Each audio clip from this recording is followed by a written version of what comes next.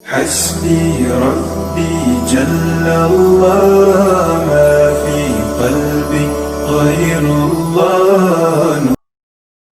سنن ترمذی کتاب الفتن میں حضرت حذیفہ بن یمان صحابی رسول رضی اللہ تعالیٰ عنہ سے ایک حدیث ہے۔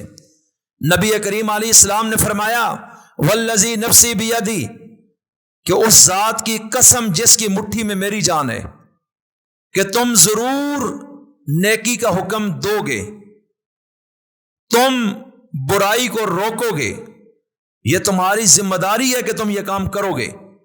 فرمایا کہ اگر تم نے یہ کام نہ کیا بصورت دیگر، پھر قریب ہے کہ اللہ اپنا عذاب تمہارے اوپر بھیجے گا، کسی بھی شکل میں عذاب آئے گا، اور پھر یہ وہ وقت ہوگا کہ جب تم دعائیں کر رہے ہوگے اللہ تمہاری دعا بھی قبول نہیں کرے گا۔ فرمایا اس ذات کی قسم یہ کام تمہیں کرنا ہوگا کہ تم اچھائی کا حکم دو اور برائی سے روکو گے، یہ تمہاری ذمہ داری میں ہے۔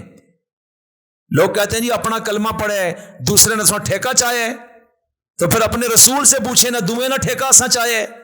خود کلمہ پڑھ رہے ہیں، نماز پڑھی ہے، حج کیا، عمرہ کی ہے، اپنے بچوں کی کمائی، کوئی برا کرے اچھا ہمیں کیا لگے؟ تو پھر یہ کیا ہے؟ یہ قرآن کریم کیا بول رہے ہیں؟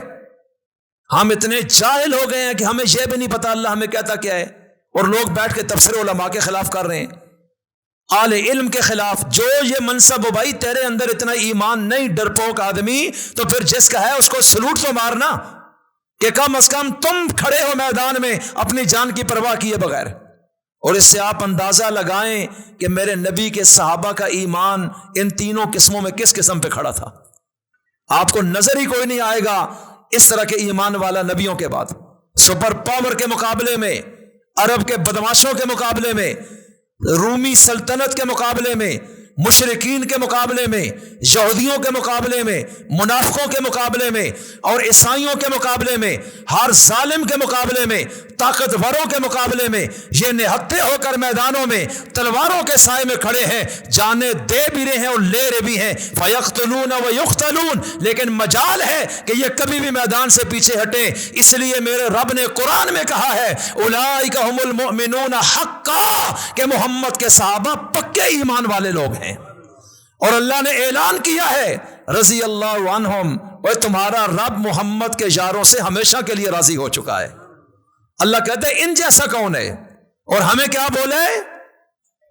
پارہ نمبر 1 کے آخری صفحے پہ فَإِنْ آمَنُوا بِمِثْلِ مَا آمَنْتُمْ بِهِ فَقَدْ اهْتَدَوْا، اگر تم بھی ایمان لانا چاہتے ہو تو ایسے لاؤ جیسے رسول اللہ کے صحابہ ایمان لائیں۔ آپ دیکھیں حضرت بلال پر کتنا ظلم ہو رہا ہے، اور ایک ہی جملہ یہ کہہ دے اللہ ایک نہیں۔ انہوں نے کہا چمڑی اتر سکتی ہے لیکن جو حق ہے اس کے سوا زبان سے کچھ بھی نہیں نکل سکتا۔ آپ کے سامنے ہے یہ مثال، بڑے بڑے صحابہ کی مثالیں سامنے ہیں، تو وہ تو دوسرے اور تیسرے درجے میں بھی نہیں گئے، وہ تو پہلے درجے میں طاقت کے ساتھ آئے، اور کس طرح دنیا کے سامنے آ کر انہوں نے ظلم کا خاتمہ کیا۔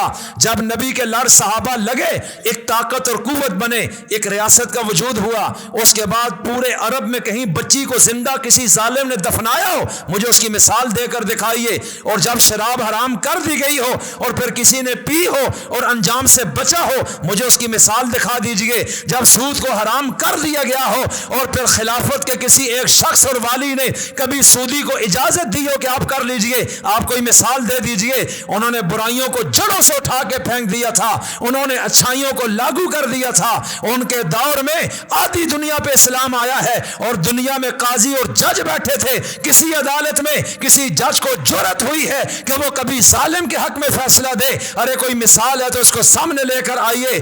ارے جنگی قیدی بھی ان کے پاس آئے، کسی قیدی پر بھی کسی نے ظلم کیا ہو اور خلیفہ کے علم میں آ گیا ہو اور پھر انصاف نہ ہوا ہو، ایسی کوئی مثال ہے تو سامنے لا کر دے دیجئے۔ اس لیے میں عرض کرنا چاہتا ہوں، اللہ کہتا ہے اے لوگو تم نے کلمہ پڑھا ہے، تمہارے اندر ایک جماعت ہر وقت ایسی ہونی چاہیے جو خیر کی طرف بلاتی رہے، اچھائیوں کی دعوت دیتی رہے، برائیوں سے روکتی رہے۔ اولئک هم المفلحون، جو لوگ یہ کام کر رہے ہوں گے میں اللہ کہہ رہا ہوں کہ وہ ہمیشہ کے لیے کامیاب ہو جائیں گے۔ اللہ تعالی ہمیں ان لوگوں میں شامل فرمائے۔ لیکن لازم ہے اس سے پہلے ہم قرآن کریم کو پڑھیں اور اس کو سمجھیں کہ یہ کیا بتاتا ہے کہ معروف کیا ہے اور منکر کیا ہے. اس کو پڑھے اور سمجھے بغیر ہمیں پتہ کیسے چلے گا؟